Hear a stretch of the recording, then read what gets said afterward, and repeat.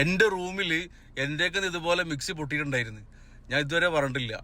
ചൂടുള്ള ഈ ഒരു ഉള്ളി, തക്കാളി, പച്ചമുളകൊക്കെ വഴറ്റിയിട്ടുണ്ടല്ലോ നമ്മൾ കറി ഉണ്ടാക്കുമ്പോൾ, ചിക്കനാണെങ്കിലും മട്ടനാണെങ്കിലും ഇപ്പോൾ ബീഫാണെങ്കിലും ഒന്ന് തിക്നെസ്സിലുള്ള ആ ഒരു ഗ്രേവി കിട്ടാൻ വേണ്ടിയിട്ട് നമ്മൾ ചൂടോടെ തന്നെ മിക്സിയിലിടും. ജാറ് എത്ര ചില്ലാണെങ്കിലും ശരി പൊട്ടും. അപ്പോൾ എന്നോട് ചോദിച്ചാൽ എങ്ങനെ പൊട്ടിയെന്ന് വെച്ചപ്പോൾ ഞാൻ ഒഴിഞ്ഞു മാറിയാണ്. അപ്പോൾ ഇത് ഒരുപാട് വീട്ടിൽ പ്രവാസി റൂമിലും നാട്ടിൽ പല കൊച്ചമ്മമാരും ആൻറ്റിമാരും ഇത്തമാരൊക്കെ ചെയ്യുന്നുണ്ട്. നിങ്ങൾക്ക് അങ്ങനെ കറി ടേസ്റ്റ് കൂടാൻ വേണ്ടിയിട്ട് മിക്സിയിൽ കിടന്നുണ്ടെങ്കിൽ ചൂടാരി ഇട്ടാൽ മതി. കണ്ടില്ലേ, ഇത്താൻ്റെ ഇവിടെയൊക്കെ പൊള്ളിയിട്ടുണ്ട്. ഹായ് ഫ്രണ്ട്സ്, ഞാൻ എനിക്ക് പറ്റിയ ഒരു അബദ്ധം നിങ്ങളുമായിട്ട് ഷെയർ ചെയ്യാൻ വേണ്ടി വന്നതാണ്. വേറെ ഒന്നല്ല, എന്റെ ഫേസ് തന്നെ കണ്ടാൽ നിങ്ങൾക്ക് മനസ്സിലാവും.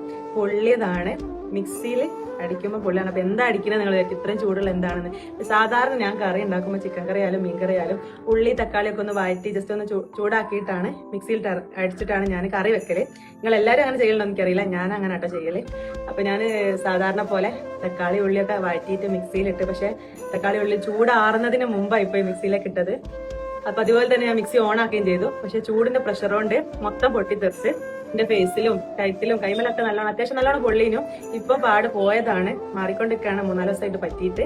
അപ്പൊ ഇങ്ങനെ കറി വെക്കുന്ന പോലെ എന്തായാലും സൂക്ഷിച്ച് കറികളൊക്കെ ഉണ്ടാക്കുക, മിക്സിയിൽ അടിക്കുക. ചൂടാറിയതിനു ശേഷം മാത്രം നിങ്ങൾ മിക്സി ഓൺ ആക്കിയാൽ മതി, അല്ലെങ്കിൽ ഇതാ ഇതുപോലെ ഇരിക്കട്ടോ.